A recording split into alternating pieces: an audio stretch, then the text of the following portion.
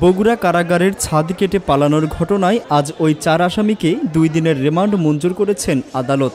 মামলার তদন্তকারী কর্মকর্তা ইন্সপেক্টর মোহাম্মদ সুজন মিয়া আসামিদের 7 দিনের রিমান্ড আবেদন করলে বগুড়ার সিনিয়র জুডিশিয়াল ম্যাজিস্ট্রেট মুমিন হাসান এই রিমান্ড মঞ্জুর করেন। প্লট রেডি, আপনি রেডি তো?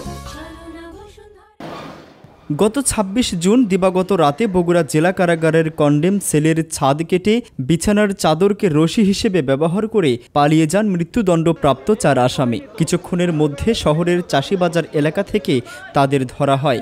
দেশজুড়ে চাঞ্চল্য সৃষ্টি হয়। বগুড়া কারাগারের নিরাপত্তা ব্যবস্থা নিয়ে প্রশ্ন ওঠে।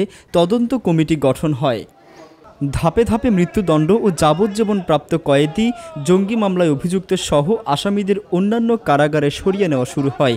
এছাড়া কারা কর্মকর্তা, কারারক্ষী সহ দায়িত্বশীলদের সাময়িক বরখাস্ত, বদলি সহ বিভিন্ন পদক্ষেপ চলছে এখনও। 26 জুন ঘটনার পরপরই পলাতক 4 জনের বিরুদ্ধে আইনি ব্যবস্থা শুরু হয়।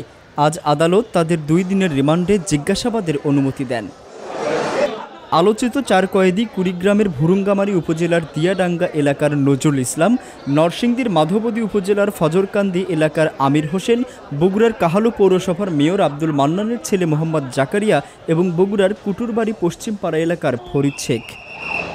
রাহাত রূপান্তর, দৈনিক করতোয়া, বগুড়া।